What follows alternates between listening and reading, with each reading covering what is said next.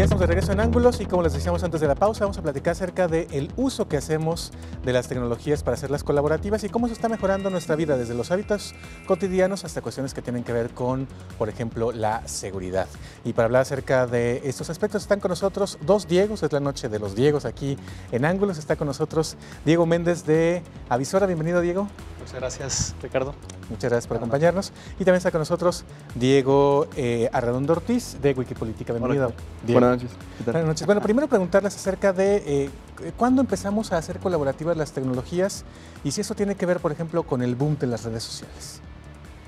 Bueno, pues en realidad esto nace alrededor del año 2000, cuando nace el concepto de la web 2.0, de la web colaborativa, y comienza a haber esta serie de herramientas tecnológicas que nos permiten a los usuarios que no sabemos programar de pronto hacer comentarios, evaluar, calificar, clasificar y hacer una serie de actividades que antes era imposible, a menos que supieras programar, ¿no? Que tuvieras conocimientos de programación. Entonces, esto fue lo que permitió el nacimiento de los blogs, de redes sociales y de una serie de pues herramientas de colaboración y de participación en diferentes aspectos y diferentes niveles, ¿no? Creo que por ahí es donde empieza y bueno, pues es lo que detona este boom de las redes sociales. Que ya más bien vendría después, ¿no? Con el surgimiento de, en su momento, MySpace. Sí, claro. Y luego ya cuestiones como Facebook y Twitter. Sí, lo interesante fue justo lo que mencionaba Diego, ¿no? A partir de un cierto punto en que la red fue lo suficientemente madura y accesible para que muchas personas pudieran entrar y colaborar y generar bajo ciertos esquemas y reglas de colaboración que venían tal vez de comunidades un poco más técnicas y más cerradas de software libre o de programadores tal cual. Los valores y los métodos y los procesos sí se pudieron como trasladar a contextos más amigables para otras comunidades. Entonces surgen estas plataformas de redes sociales con todo tipo de fines, pero donde la colaboración y la apertura, donde las cosas pueden generarse por los usuarios, pues son cada vez proliferan cada vez más en distintos tipos de disciplinas. Esa parte me parece interesante detenernos en ella. En la parte técnica había como cierta cerrazón, digamos, de cierta comunidad que se consideraba dueña de esa tecnología y que solo ellos podían tener acceso a eso para modificarla y demás. Y por otra parte la corriente, que más bien lo que buscaba era que tuvieran todo el mundo acceso, desde cuestiones de códigos hasta patentes, historia y demás, para poderlo modificar. Sí, claro, pues es interesante viendo desde los inicios de la cultura hacker en los 60s, en los 50s, había ciertos valores que, aunque había computadoras todavía con tarjetas perforadas, ciertos valores de cómo algo debe estar al centro, debe estar totalmente accesible para que cualquiera juegue, experimente, lo deje hasta un cierto punto, alguien más lo retome, lo perfeccione. Eso fue algo que desde los inicios de la computación eran ideas que prevalecían mucho y finalmente fueron como, se pudo acelerar tanto la generación de herramientas cada vez más interesantes. La parte que lo volvió también tal vez más abierto es cuando se introdujeron como estas enormes audiencias y masas de usuarios que empezaron a consumir y luego a generar y luego a consumir lo que estaban generando y pues estos círculos como virtuosos de donde el contenido empezó a desbordar. Y que se fue volviendo cada vez más horizontal, ¿no? Porque antes era, por ejemplo, la estrella o el influencer o algo así, y ahora todo el mundo puede opinar acerca de algo y esa opinión formar parte igual que la de alguien importantísimo, en teoría, claro, como era conocido antes, ¿no? Sí, ha habido una serie de términos que han definido todas estas cuestiones en los últimos 20 años y sí, empiezan con esta, pues, uno de ellos es la democratización de estos medios, ¿no? Que nos pertenecen. No creo que antes haya sido la visión de tenerlo exclusivo o cerrado hacia un grupo en particular, simplemente eran las áreas de conocimiento de esos grupos en particular, ¿no? Entonces, al momento en el que la tecnología llega a un grado de madurez en el que permite que alguien que no sabe programar pueda hacer un cambio en línea, en ese momento él se apropia de ese pedacito de la tecnología, ¿no? Conforme la tecnología va avanzando y van generándose nuevos modelos, nos vamos apropiando de más y más y más pedazos de esa colaboración o de esa nueva red y es como bueno, es lo que nos trae ahora, ¿no? Toda esta participación de la mayoría de las personas, que ahora no necesitamos ser expertos en una tecnología para poder hacer uso de ella, ¿no? Un poco como a lo mejor las máquinas hace muchos años eran una cosa hiper especializada y hoy tenemos un celular, una tablet, un automóvil que está a disposición de todos nosotros, ¿no? Lo que a su vez tiene que ver también con la tecnología, ¿no? En la parte económica, quiero decir, no es que estos científicos que en su momento eran los hackers de los 60s y demás se estuvieran guardando, sino que no es que la gente pudiera tener acceso a un servidor o una Sí, computadora claro. que, si recordamos, las de los 80s eran del tamaño de un escritorio, literalmente, de todo el escritorio. De este ¿no? cuarto, ¿no? También Exacto, antes, exacto, ¿no? antes las de tarjetitas Sí. y demás. Y luego ya conforme se va haciendo más accesible, incluso en lo económico, pues más gente le puede entrar. Sí, claro, es la masificación de la tecnología, ¿no? Que eso es algo que nos beneficia muchísimo porque, bueno, además para estos temas sociales y de participación, obviamente mientras más económico, más accesible sea un smartphone, pues es más fácil que todo mundo podamos tener uno, ¿no? Y lo mismo sucede con los planes de datos, por ejemplo, que también eran carísimos en los 80s y bueno, va haciendo ahora cada vez más barato y prepago y diferentes modelos que permiten esa masificación de la tecnología. Ahora, el siguiente momento es cuando dejamos de visitar todos páginas web y empezamos a, en los smartphones y demás, bajar aplicaciones con un uso específico que nos hacían que ya no nos fuéramos a su página de internet como antes. Sí, lo interesante es que pues los smartphones, además de tener una conexión a internet, tienen muchas otras cosas, ¿no? Otro tipo de sensores, al movimiento, a la geolocalización, entonces, y por supuesto también una interfaz mucho más amigable.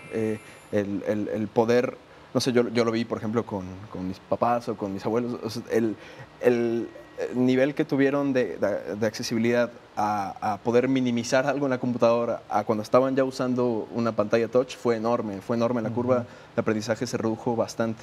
Entonces, es eso, ¿no? A partir de que hay tecnología que se va diversificando en sus usos y en la inmediatez y en la practicidad que significa tenerlo todo en la bolsa, pues se va haciendo cada vez más poderoso y más si todos lo tienen en la bolsa, permite estos procesos y estas aplicaciones que hacen de alguna forma, como dice el término, crowdsource, ¿no? O sea, desde las masas que van abonando colaborativamente a la construcción de repositorios de datos e de interacciones. ¿Cuál dirían que fue el primer boom de una tecnología que fuera colaborativa, que empezáramos a ver que todos le podíamos entrar? ¿YouTube, por ejemplo?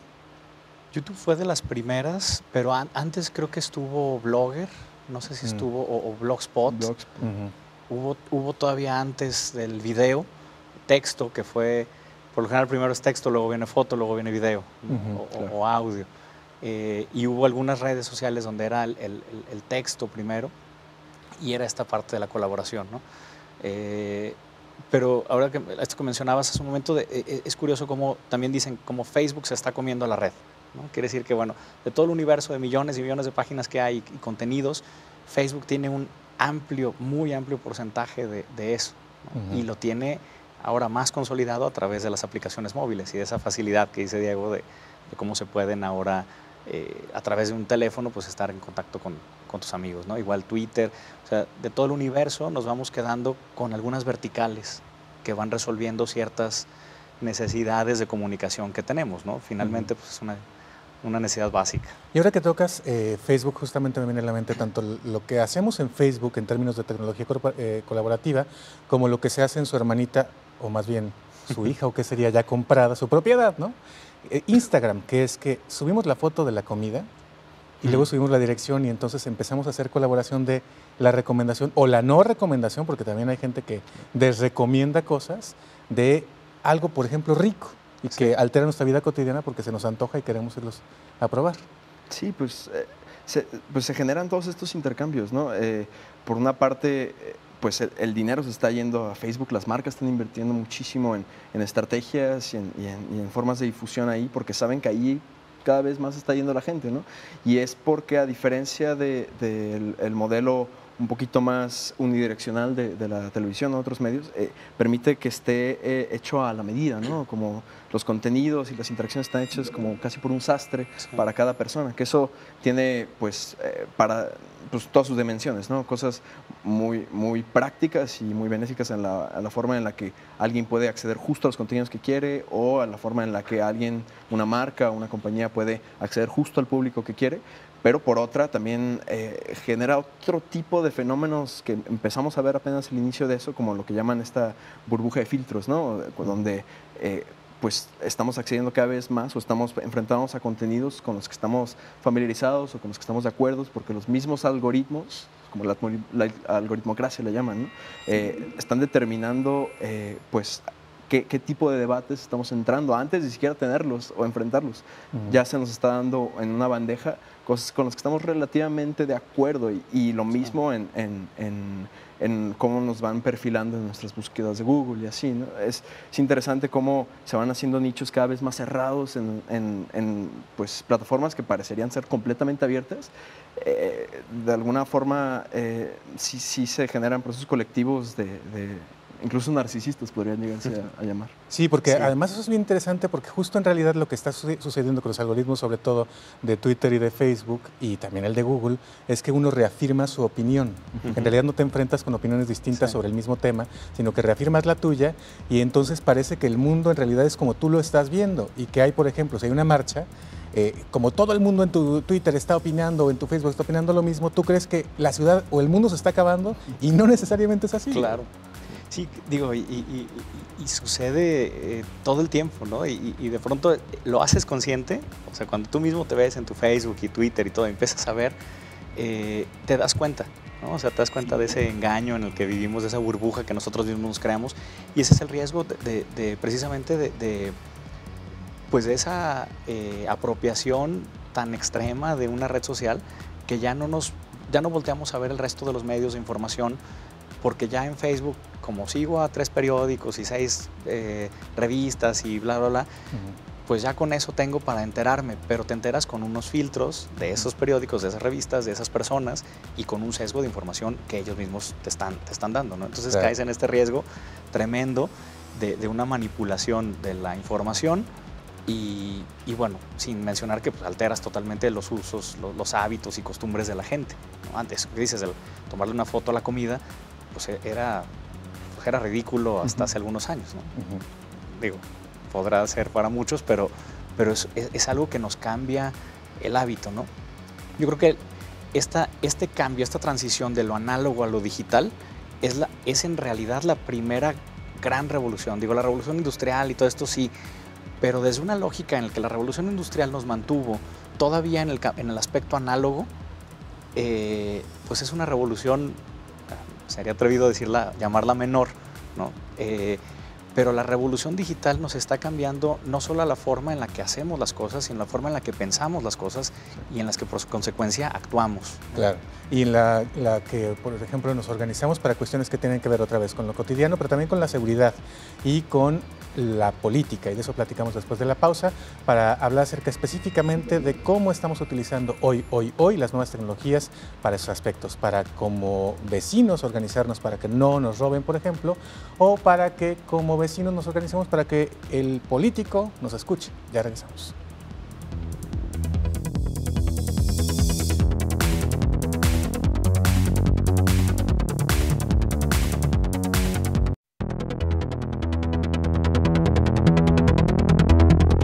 Ya estamos de regreso en Ángulos y estamos platicando acerca de las tecnologías colaborativas y cómo esas tecnologías están pues modificando nuestros hábitos, de repente modificando nuestros puntos de vista, creyendo que esos son los puntos de vista del mundo, y también cómo están cambiando en cuestiones que tienen que ver con nuestra seguridad, nuestra organización en materia política y también en materia vecinal. Pero antes de la pausa dejábamos abierto cómo se han cambiado los hábitos, y platicábamos ahorita, Diego, acerca de una imagen que dio a conocer el país estos días, en donde se ve que de verdad ya estamos más preocupados por si grabamos, transmitimos la selfie, etcétera, etcétera, cuando vamos, por ejemplo, a un concierto o a un evento, que disfrutar de ese evento. Es la fotografía de una mujer que está fascinada, una señora que está fascinada viendo lo que está pasando, y todos los demás clavados con su teléfono. Tomando fotos, ¿no?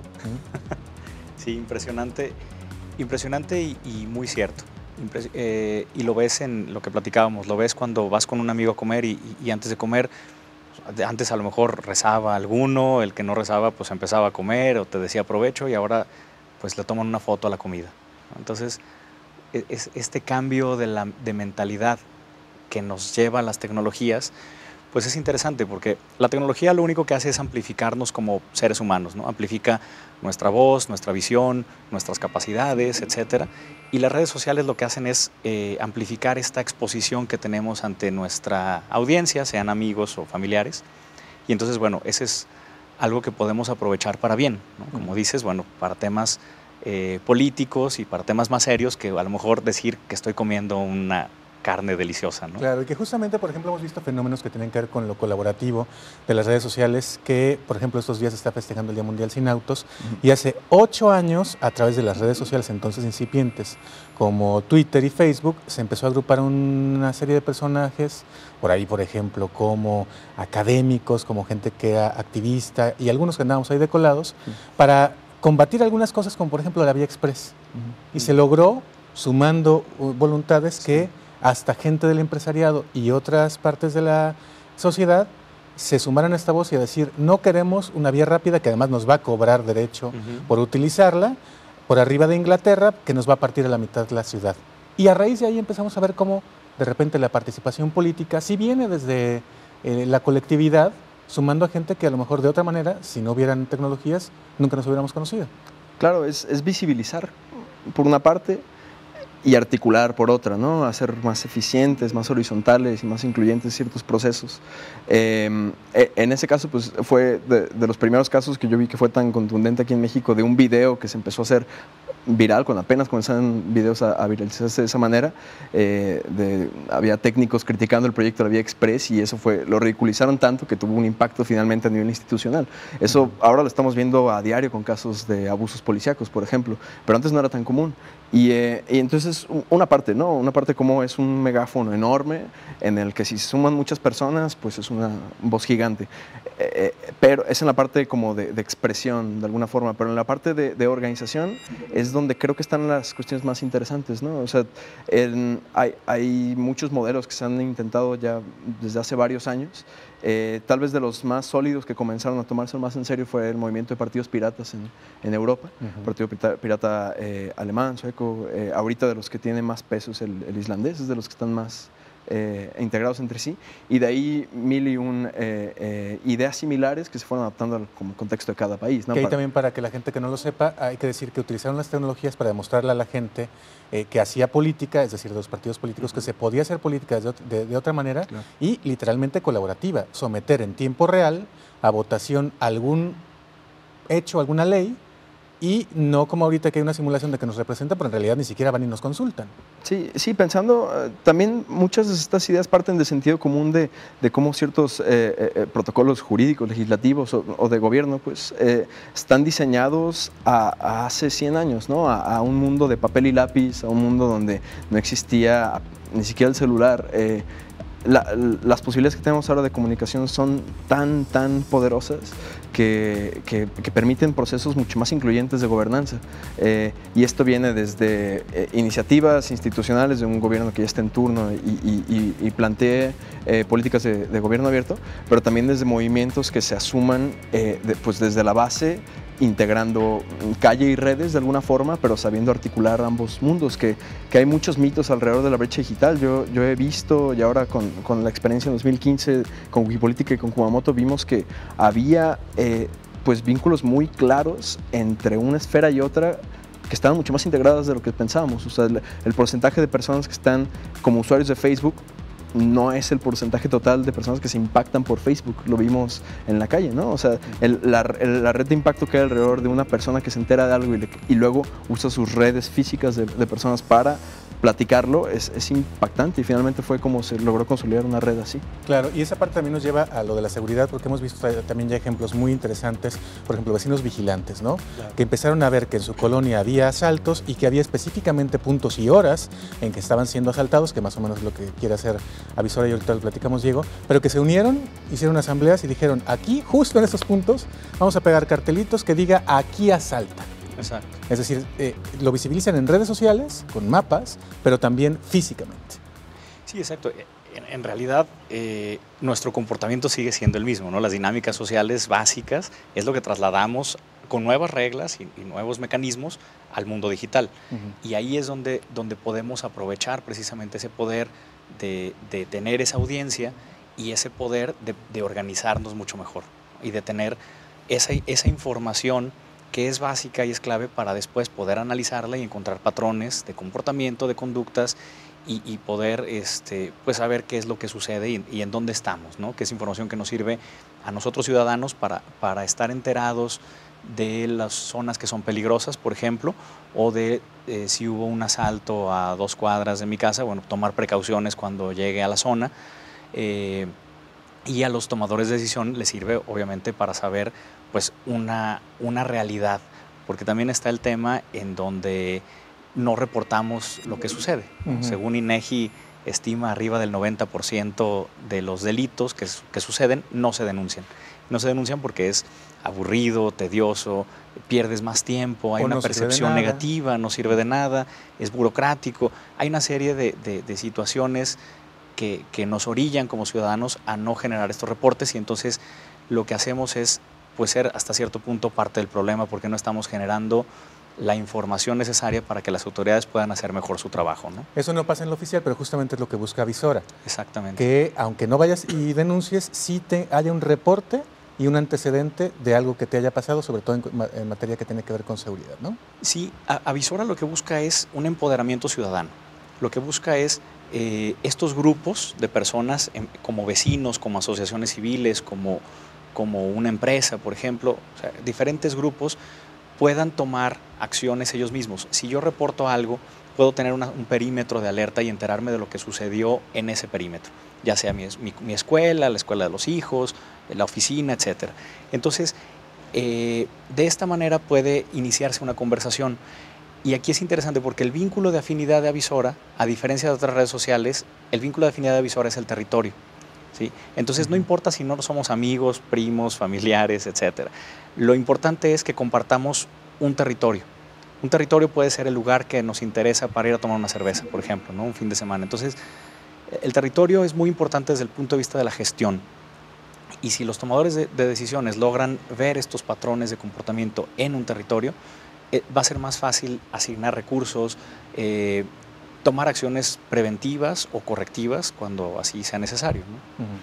Y entonces pues desde ahí se puede poner un puntito, digamos, donde me asaltaron, exacto, donde me trataron mal en un antro, por ejemplo, exacto, donde sufrí un abuso policíaco, etcétera, etcétera. Sí, puedes poner un punto de información, se queda registrada la fecha, la hora, puedes poner alguna fotografía, puedes invitar a compartir este reporte o esta denuncia con otras redes sociales y hacerlo visible, ¿no? Que es también lo que platicábamos, y hacer una interacción con comentarios y demás. Muy bien. Quien quiera conocer más la plataforma es avisora.mx, avisora.mx, o descargarla como Avisora en las tiendas de aplicaciones de Android y iOS. Muy bien. ¿Y Wikipolítica en qué anda? Porque también una cosa que no abordamos, Diego, y que no podemos dejar de mencionar es cómo también la tecnología nos trajo una piedrita en el zapato que está resultando para los gobiernos, sobre todo lo que tiene que ver con gobierno abierto, que es la transparencia. Están obligados a informarnos en qué se gastan y de preferencia en tiempo real.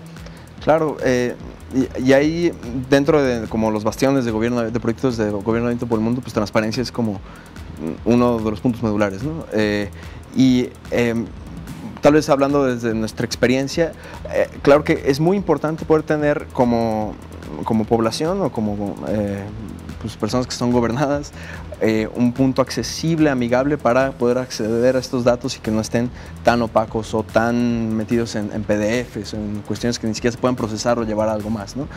Eso es de la parte tal vez de las personas que quieren acceder a esta información, pero también es muy interesante desde la parte de cómo se exige, por ejemplo, a procesos de fiscalización a actores nuevos que no tienen tal vez la infraestructura gigante de un partido político para poder generar estos procesos fiscales. La tecnología es es un punto medular. O sea, nosotros generamos a partir de Google Scripts y distintas herramientas, pudimos como hablarnos de tú por tú, unos cuantos jóvenes con instituciones gigantes como el INE y poder dar tal cual el recibo del jamón y del pan del sándwich que nos donaron, como lo exigían.